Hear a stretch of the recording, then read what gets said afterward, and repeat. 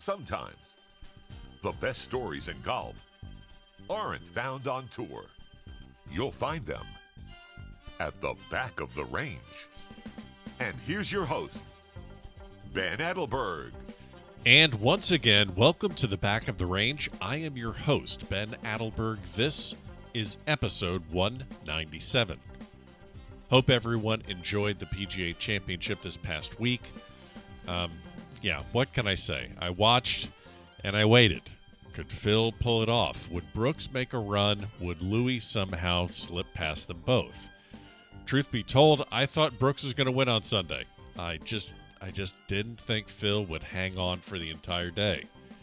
I thought at some point something would go wrong. I didn't think it was over until he hit that 9-iron and his ball was safe on the 18th green. And then when I saw the massive gallery, I didn't even know if he would make it to the green. Yeah, Phil defied age and history, won a major at the age of 50. I wonder if he will get any press attention leading into the U.S. Open in San Diego. Maybe.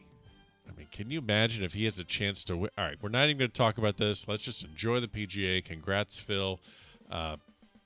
Just incredible accomplishment. So I've been sitting on this week's episode for a little while. I figured with this week and the NCAAs getting ready to start at Grayhawk, this would be a good time to release this episode. It's a bit of a different one for many reasons. First of all, there are 3 guests and a guest host. So a couple housekeeping items to keep in mind when we talk about this episode. We recorded this episode outside on the veranda of the beautiful clubhouse at the Floridian right before the start of the Valspar Collegiate back in March. It was in the morning on the day of the practice round. The weather was beautiful.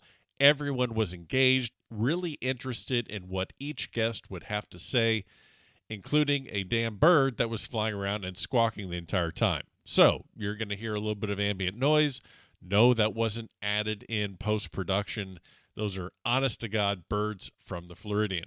The other thing that we overlooked was actually introducing the guests. That's poor staff work by me.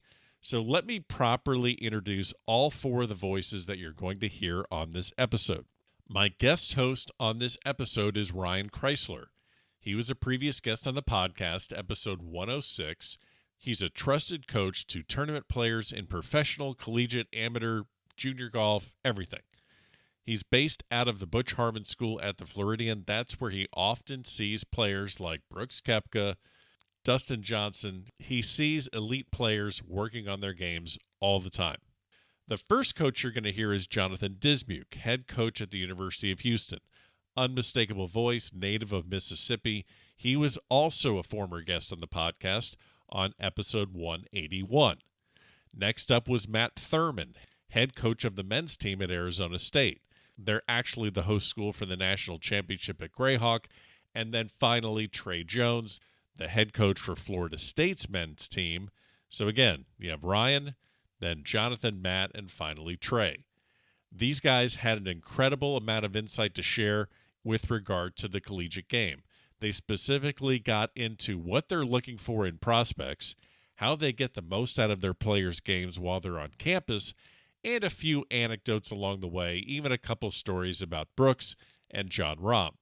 So as we get ready for the NCAAs this week, if you're a junior golfer or a parent of a junior golfer or a coach or a mentor, basically if you're invested in some way in helping a young person further their experience in the game of golf, and that should be all of us, by the way, there is plenty of value in this episode. So before I kick it over to Ryan, your moderator, don't forget, follow along on Facebook, Twitter, and Instagram. Still plenty of merch for sale. Every episode is available at thebackoftherange.com.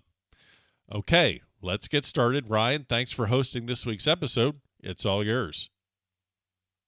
So Ben is going to let me host today. And if you're familiar with this podcast, it's a lot of stories, but I definitely wanted to hit the college kind of recruiting scene and kind of make it be the podcast that ends all recruiting podcasts. You know what I mean? I want to hear some stories, kind of hear what I see and see what you guys want to see and just kind of go through it and we'll see what happens. All right? So I got a little outline here, but I just want you guys to kind of take it away first. We'll go with Houston first, and I just wanted to have you guys talk about, your team, kind of what you guys do on a perfect day, and kind of what you guys look for in a perfect player, and go from there. Well, I think the important thing is to understand that perfect doesn't exist. So we're trying to obviously do the best with each individual guy, but ideally, like, we're all chasing that little bit of improvement and chasing on perfect. And I would say perfect player would be somebody obviously that's got the physical ability to compete at a very high level, the social skills to navigate the college environment day to day without causing too many disruptions, and then academically somebody who achieves in the classroom. That would probably be my description of a perfect player. Like I said, I've been doing this for a long time and I haven't seen anybody that's perfect, but I've seen some pretty darn good ones. And I think that would be across the board. That's pretty much all you can ask for. Look for a great team guy that's a 4.0 student, 68 scoring average, that doesn't need any scholarship is probably the best guy. But as he said, we don't those don't exist. I think they're never really, guys are never really exactly what you thought they were. You're so limited in how much you can get to know them recruiting, and you do everything you can, but you learn a lot more about them a year or two in. But yeah, I mean, how are they going to fit in with the team? I think in recruiting, it's easy to get competitive and, a lot of guys want this guy and he's the top ranked and I want him. But at the end of the day, you need the guys that are going to thrive in your place, that are going to fit there, that want to be there, that you're going to connect well with, that you see them improving. You look at them with the future glasses of what do they look like 2-3 years down the road, and we're really just predicting on how that's going to play out, because when we're recruiting them, they're still kind of developing as kids, and then by the time we get them, they're men. Well, I couldn't agree with Jonathan and Matt more in the fact, so I'm not going to go into that, but there's uncertainties that we're doing this, and it's a crystal ball thing where the players trying to figure out what's the fit for them and the uncertainties with that, and we are too, because things are going to change. The player's going to change, like Jonathan said, about his social skills, what's going to happen. But what we look for is a true love for the game and things that we can't teach, and those things come about a little bit later, but the intangible talents, and we'd all be, wouldn't be telling the truth. We're looking for low numbers and the player that can shoot a really low score. Yeah. I think, and I work here with Claude Harmon here at Butch Harmon Floridian, and we see a lot of juniors from practically all over the world, but there's definitely some common traits for the guys that really succeed, and I kind of have them written down here. I want to kind of see what you guys kind of react to it. But one of the things that we joke about, but we're serious about, is these kids need driver's license. So it's amazing when you get that driver's license, how that kid suddenly becomes a little bit more responsible. And you kind of see that kind of reflect in the rest of his game. You see him come in with his belt on, wrinkle-free shirt, shorts, right? Socks that are matching, right? And then we like to see, these kids being able to speak, There's a lot of kids that just don't have not necessarily a public speaking background, but I do like sending kids to debate class. It's like, that's a great elective to take in high school if your team or if your high school has it. But kids that are able to speak and communicate, tell me about themselves, tell me about their game, tell me about their swing, what they're working on, versus the parent that kind of comes in or writes in an email, this is what the kid's working on. This is what the kid's talking about, So those are really, it's kind of funny, but those are really kind of the key things we look at. Can they speak? Can they talk? Can they carry themselves in a conversation? And then they got that driver's license. It's almost a home run. And then that final skill is winning. We want these kids to win as early as you can at any level. That's pretty much the ticket that gets you into college, and if you can win at that kind of grassroots sectional PGA type of tournament and kind of maybe graduate to a Hurricane or a Florida State tour, and then maybe AJGA, maybe by your senior year, it's a great formula for us. And we send a lot of kids to schools like that. Those are all great points. I mean, what we see with the driver's license piece, we see some kids when they get the driver's license, their games really advance, and then we see some that get their driver's license and their games decline.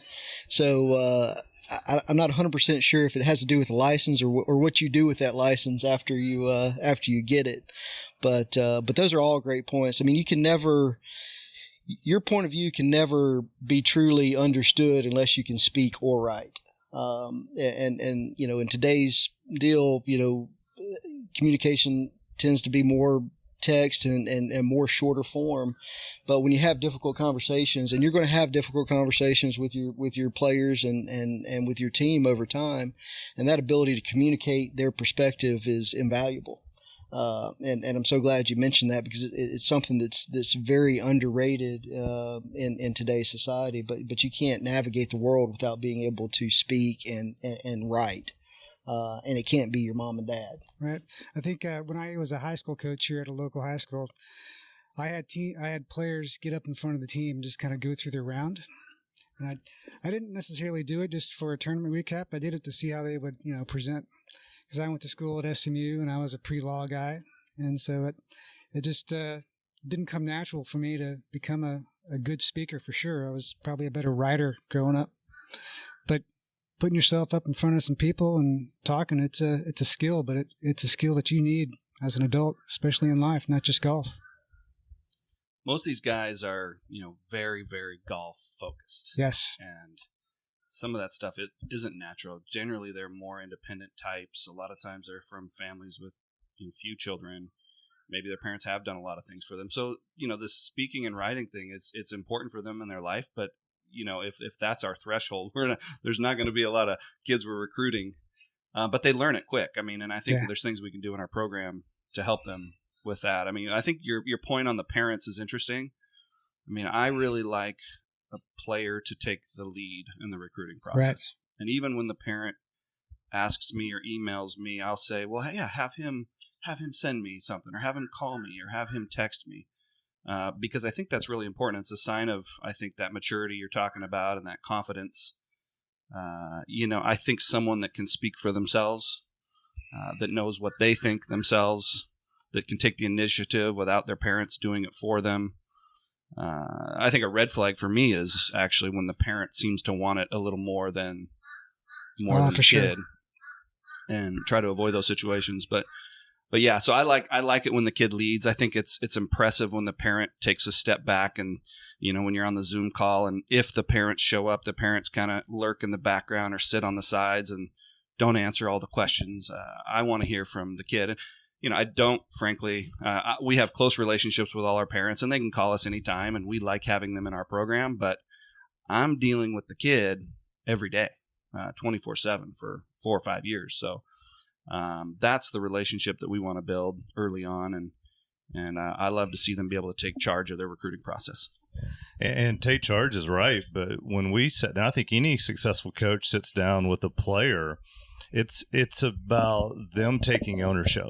Okay, and if it's our plan or if it's the parents' plan, then it's simply not going to work. So the earlier they take ownership and to their good rounds, their bad rounds, what they do, and I'll use, we're sitting here at the Floridian with one of my best players. Brooks Koepka was great at that. When it didn't go well for him, it was on him, and you never hear him make excuses. So the sooner a person can take ownership in what they do and understand it's about them, their name's on the scorecard, their name's on that grade report or whatever it is, then you're going to have successful. I remember Jack Nicklaus told my son one time, he said, make sure you play golf because you love golf. And you love what you do. Don't do this because your dad's doing it. And for him to say that, with being as good a parent as he's been, really has, hit on to me. I took that serious, and I hope my son did. Yeah. Now you spoke about Brooks. We used to coach Brooks here at Butchart Floridian, Claude. And would he be a great kind of recruiting story for you? He kind of blossomed maybe a little bit late in his college career. Well, better for me than Jonathan's. This is actually a great story here. Here we go. Well, I'll let you talk about sleeping in the parking lot in my neighborhood. Yeah. So, Trey and I have known each other for a long time, and Trey actually helped me get into coaching. Awesome. so my first job was at the University of Mississippi, and we had communicated a little bit with Brooks Koepka, and I find out that through his mom that he's visiting Florida State after playing Florida Junior Tour event there at Southwood. Well, I know in my experience, if Brooks shows up there and he goes into Trey's office, he's probably not coming out of Trey's office, not a Seminole.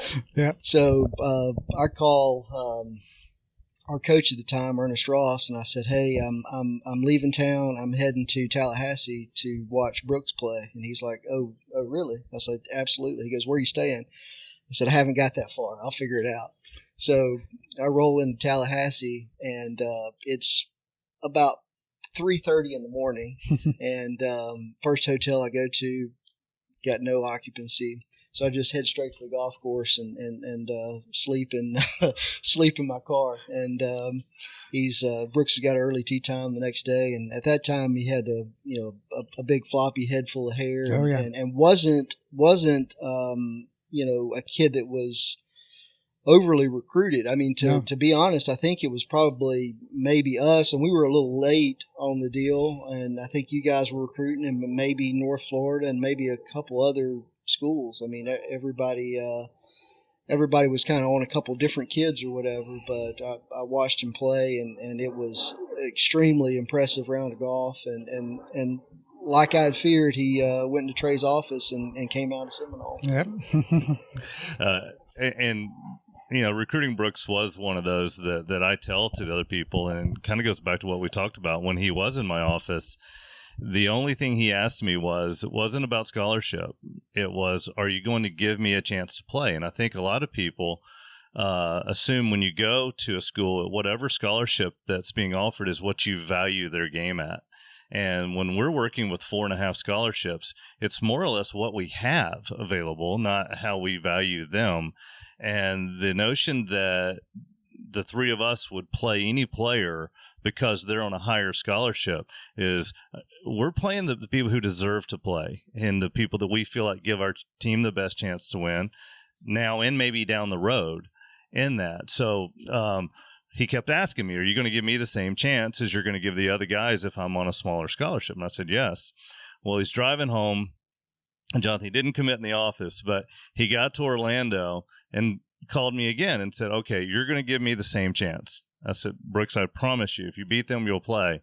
He said, well, I'm going to walk in the lid store here at the mall and buy a Florida State hat. So something I never, but I think it's what he's done his whole life. He's bet on himself and not anyone else. He did it when he came to Florida State. He did it when he chose to go to the European side to play in a challenge tour. He bet on himself. Just his whole thing when he was determining what agency he would choose was who can get me on the tee box. If you get me on the tee, then I'll take care of the rest. And I think he's done it with his endorsements as well, incentive-based and things like that. So my advice would be to bet on yourself. And once again, there's the ownership. Matt, you got something there? Cooking? I just love that there's a recruit, what's he, probably 16 years old at the time, that comes into your office and keeps pushing you to know the one important question that he needs to know, which is, you will give me a shot. And I just, that image in my mind of him doing that's really cool. It's that maturity we're talking about, that he has the self-confidence and the belief. And, that's probably what we look for most. And I don't need to answer that here, but, I'm always asking, what do they think of themselves? What do they believe about themselves and their potential? And I want to figure that question out. Well, if I had Brooks Koepka come into my office and say, hey, are you, keep pushing me on if I'm going to get a chance, then I'm like, oh, okay, I like this guy. Yeah, very nice. Is there a particular player or recruit in the past that kind of shocked you in a good way, that maybe you didn't think you'd develop into a great athlete, a great golfer?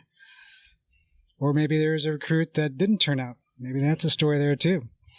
I think every person that we sign has a ambition to be the number one player in the world, and it just doesn't happen at times. So I don't think we'd be disappointed if it didn't happen. It's just the reality of the fact. And then on the other side, because we believe in all of our players, I don't think we're shocked either. We're kind of like their parents in that matter. So I'd say there's, I can tell you from a team standpoint, I usually go into every season thinking one player's going to play better than I thought he would, and one player's not going to play not as quite as well as he wanted to play. Right.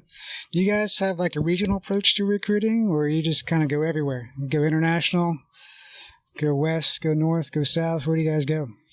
I think for us at Houston, I mean, we recruit primarily in Texas, so kind of that Texas, Arkansas, Louisiana kind of corridor, and then we also recruit internationally. We have some international players, and I think I think that's typical for most. Okay. I think Matt would probably be an interesting guy to talk to as far as that goes, because the demographics of his team are probably the most diverse. Right.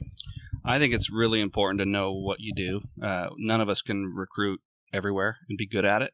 So I think having an area or some areas that you can really focus on and know really well, anywhere you recruit, you've got to know the coaches and the pros and the association leads and the young kids and the old kids and the past players. I mean, you got to know a lot if you're really going to connect with an area. So, I'm coaching in a couple different places.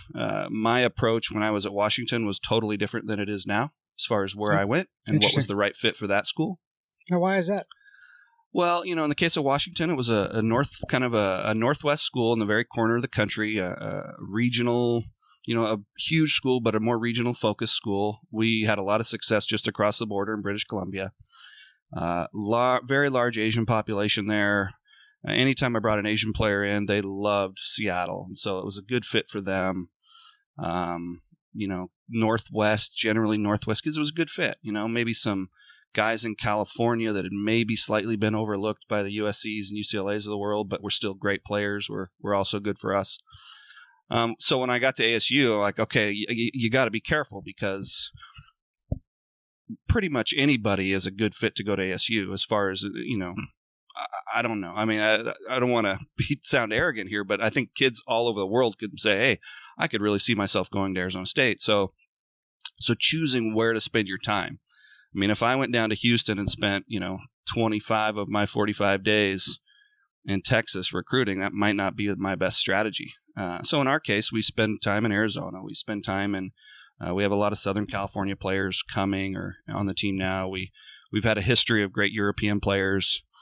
Right now, we've got a Spaniard on the team with another one signed, and Ram on the tour, and Alex Del Rey that just graduated. So that's been a connection, both our men's and women's team.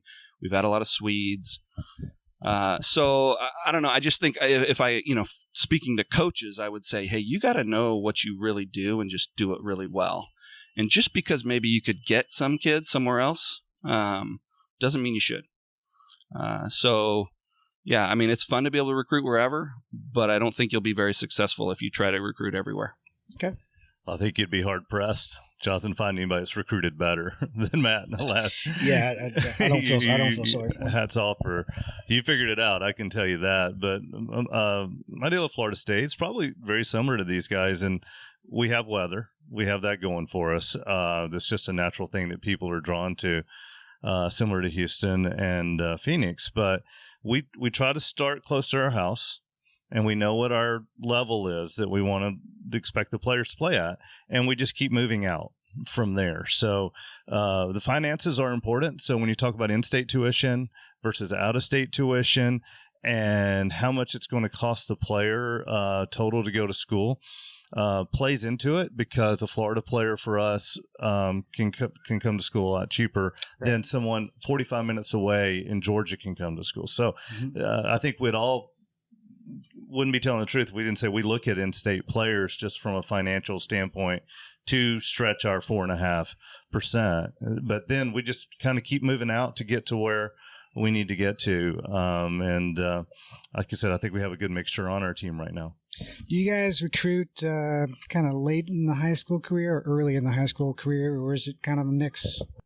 We all start early, but you get some guys that you might have an early connection to, that you might get a commitment from earlier. And then, we've been very fortunate on the back end to get some guys very late in their high school career that were, kind of later developers. And so it really varies. And I think Trey mentioned this a couple of times, like you're kind of subjective to how much money you have available. So there's some years where you might not have a whole lot turning over. In that case, you might have some small scholarships, and you might not get a player until later in his high school development, and vice versa. You might have a natural fit early on. So I think we're all constantly evaluating, but when we get those commitments, sometimes it really varies.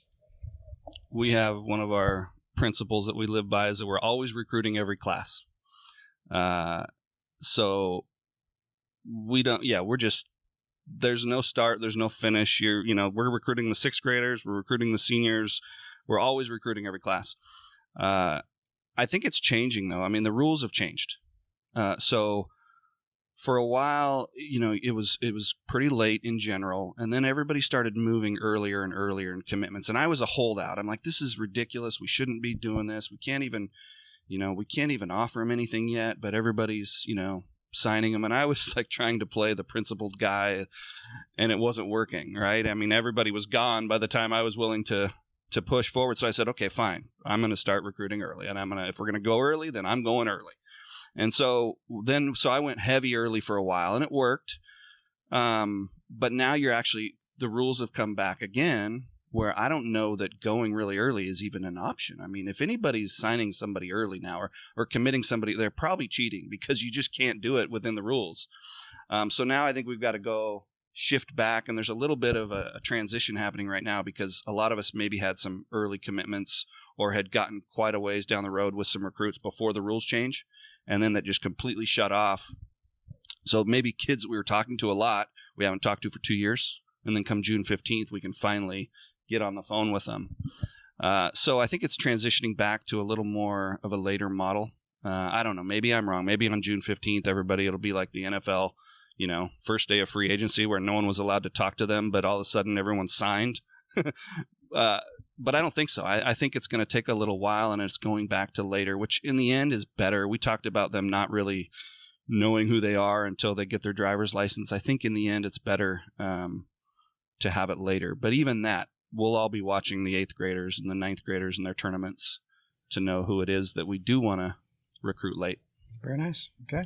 I've really, I agree with Matt. I've tried to hold out, and I've always wanted to go as late as possible. But you do get put in a situation when a player comes in your office and says, I'm either going to go to this school or you guys. What are you going to, and I'm going to make this decision. This is my timeline. Well, then they've got the cards on their side of the table then. So you have to make a decision which way you should go. But I do think the more information a player can get and the older they are, the better they're going to make that decision. Historically, if you look at it, the younger a player makes a decision, the closer they stay to home. And why is that? Well, how many 7th, 8th, and 9th graders want to move across the country? They don't. So I think their interests broaden. They think about what – I mean, we have freshmen on our team that don't know what they're going to do academically. So a 7th or an 8th grader, 9th grader can't. So pushing it back, I think, is a benefit for the player. And it's just going to change the recruiting process, and we can handle it. And hopefully they're enjoying that little bit of time just to play golf. A lot of guys that'll be listening to our podcast, a lot of kids that we work with, they're probably not going to go to a big time D1 school like you guys. Would you have any advice for them to follow if they maybe go to maybe a D2, D3, maybe even a junior college? I'm a big fan of this formula. Like you have to identify your purpose, and then there's actions that align with that purpose based off of where you are as an individual. And I'm really interested to hear Trey's perspective on this because he's got a kid that is arguably the best player in Division I golf right now that didn't start in Division I golf. But, if your purpose is to play college golf, you really have to look at your skill sets and where you kind of fit in the mold. And if you're committing to play college golf, like, that might be at the Division II level. It might be at the NIA level. It might be at the Division III level. But if your purpose is to play college golf, you have to be open to where you are, due to the skill sets that you have at that current time. And then the actions would be to make that decision to pursue that deal. And then that doesn't limit you. There's nothing in the rule book that says if you play NAIA golf that you can't go out and average 68 or 67. The golf ball doesn't know what conference you're in. It doesn't know, who you are or what you've done. I mean, it's an animate object, and it's subjected to the skills that you can display. Right. I've always kind of told our guys, maybe the kids that are not the standouts, but there might be 3 or 4 or 5 more years of development. So it may not be, just this first freshman year of college that you're looking to shoot for. So it's totally okay to go to a D2 school. I don't really like kids taking a gap year, but sometimes, maybe you need to take that year off, get your life organized, play some more kind of junior tournament or amateur tournaments, and then go commit to, and it's, obviously you guys are looking for 4 years, but, the way kids transfer nowadays, it's pretty easy to transfer. And is that a good thing? Is that a bad thing? I'm not quite sure. I'll maybe have your guys' perspective. I'm always trying to tell them to be patient. Be patient. Just for the record, I would take Vincent Norman for 1 year. Well, no question. But I truly believe that players get better by playing. And if you look at the gap between the players who are traveling on our teams this week, the ones that are sitting at home that aren't getting the coaching and they're not getting the experience every single day, they're not developing as much. And golf's such a weird sport. Like in baseball, basketball, every other sport, when you don't travel, when you don't make the starting team, you still get to travel in every other sport. You're in the locker room. You're hearing the coaches talk. Golf, you're not. You're left behind, and you're not developing as fast. So to get out and play and to be at a place where you can develop and be doing that is going to be better than sitting at home. I promise you that. And everyone has their dreams, and I do think you brought up the portal. That's probably why people get to college, and the cool thing is being here. Look at this place and look at the experience these guys are having. So I know it's hard, but finding a place where you're going to be in a lineup, I think a good formula for me is if a player is choosing a school, if they play like they should play, not like they could. Could is, their high end, but how you should play, that you're going to battle for a spot as a freshman. Okay. And then by the time you're a senior, you could be a leader and an All-American. If you can make that progression throughout your career, one of the misnomers is, hey, I'm going to work hard. And I guess the bird disagrees, but if I work hard, I will catch them. Well, I actually believe that the most talented players develop faster. So the best players we brought in, actually, they just take off. So catching those guys through hard work is not likely. That was a good nugget. I like that. The most talented players improve. I got to think about that. Thank you for that. This is a really tough thing for coaches because we know our role and we interact with, in the course of a year, probably thousands of kids via, email or whatever. And it is so hard, and you just don't do it to say, hey, you're not good enough. Because in this sport, people can develop. And I do still believe that anyone can be great if they want it bad enough. And so to say to a kid, hey, you're not good enough for my team is just really, really difficult for me to do. In fact, I had a player one time who got a letter from a school that was quite a bit lesser program than us competitively that said, hey, you're not, sorry, but you're just not at our level. And he took that letter and put it on his board. And, once he committed to us and was playing well, he showed me a picture that this was his motivation. Like, I don't want to be someone's motivation.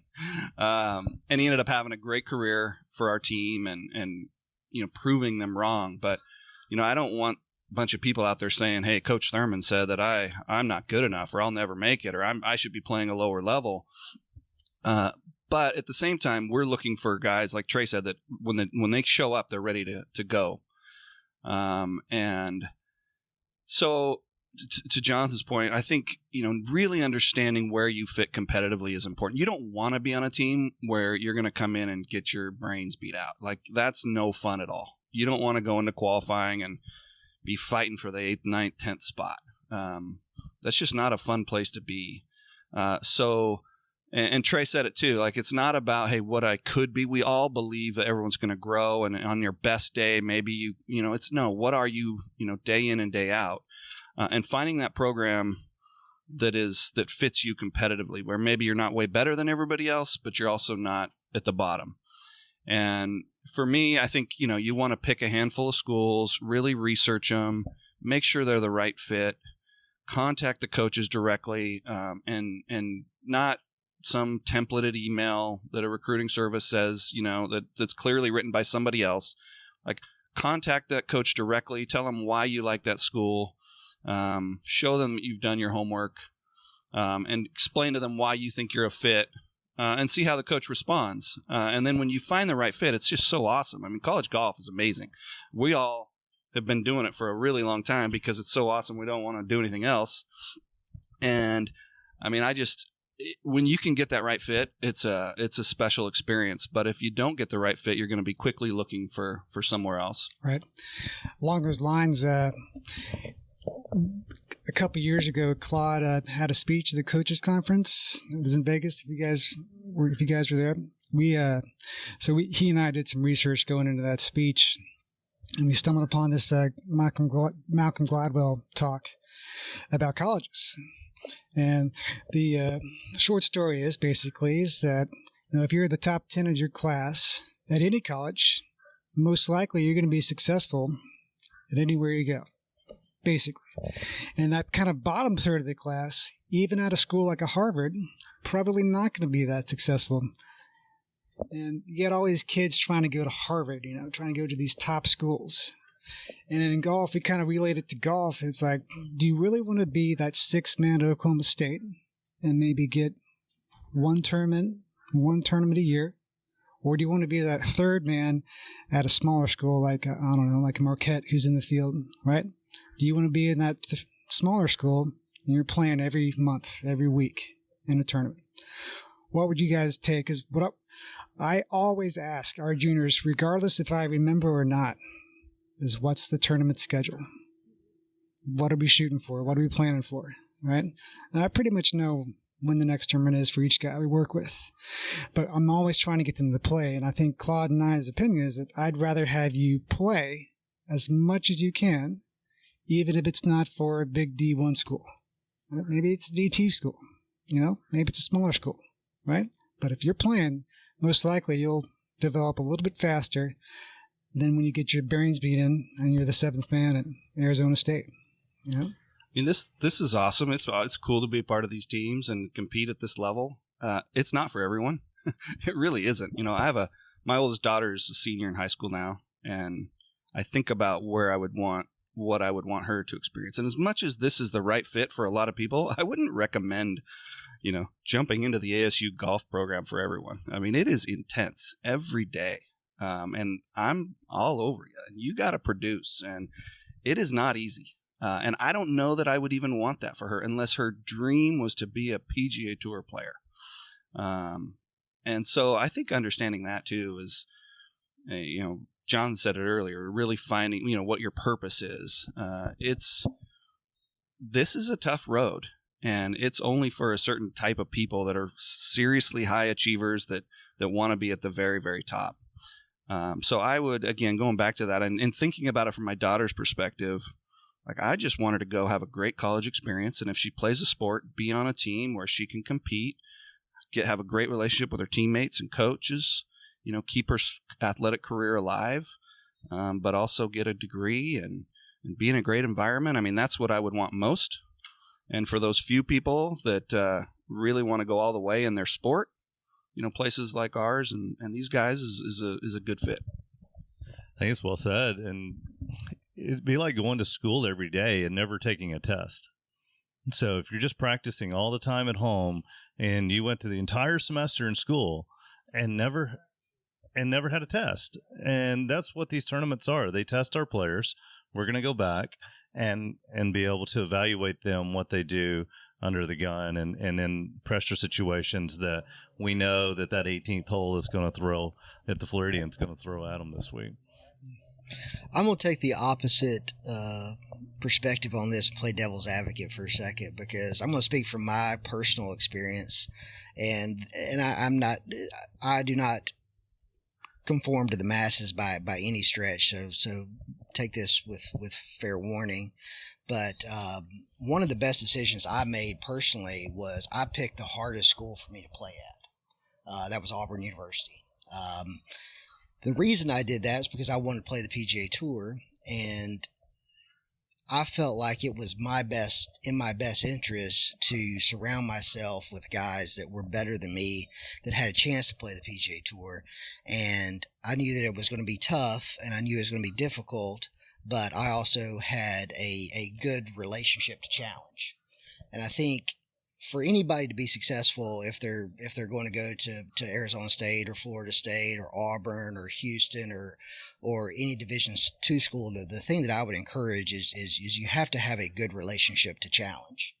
And because it's not going to be easy no matter where you are. And if you're trying to do something that's great and that's above average and very few people achieve that, like, you have to understand that, like, hey, I'm going to fail. And I'm going to put myself out there, and there's going to be times where my best is not good enough. And that's a very exposing position to put yourself in. And there's very few people that are open to that. There's a player on the PGA Tour right now that comes to mind who's a friend of mine. His name is Kramer Hickok. He went to Texas.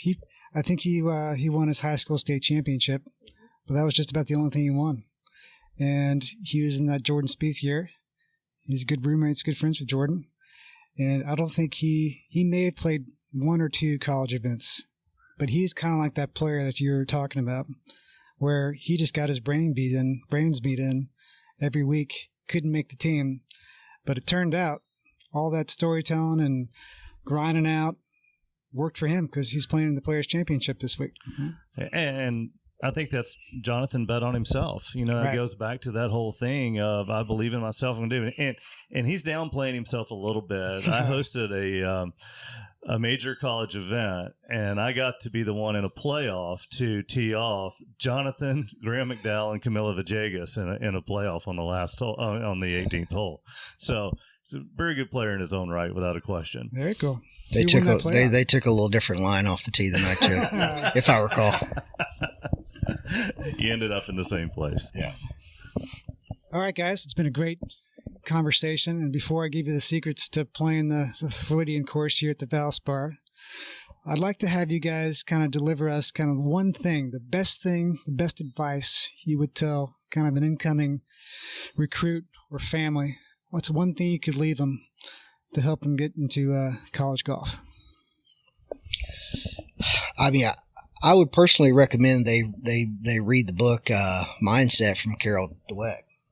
That would be the one thing I would say. It goes back to what I was talking about earlier with I don't want to interrupt, but I love books like that. Yeah. And one of my top books is Start with the Why from Simon Sinek. Yeah. That's a great book to start with. You could start with either one of those, Right. and you would be better day one. Yep. A book I read and had our team read recently was Atomic Habits by James Clear. I know everybody's reading that right now, but if I had one advice to give, it would be that, look, the habits you're making right now as a 14, 15, 16-year-old are probably going to be with you for your whole life.